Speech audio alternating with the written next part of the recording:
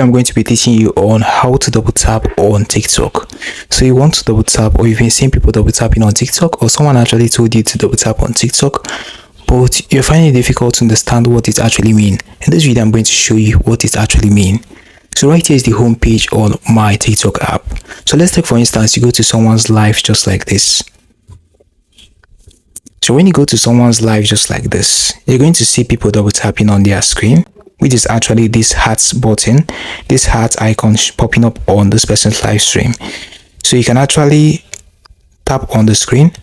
Now you need to keep on tapping on the screen. With this, you're tapping on the screen. It actually means that you are double tapping. So this is what it means to be double tapping on someone's live stream.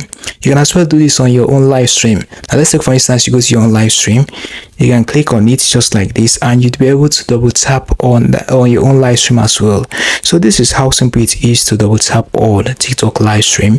Hope you found this video helpful. Now like this video, subscribe and hit the notification bell. This channel is actually for you. See you in the next one.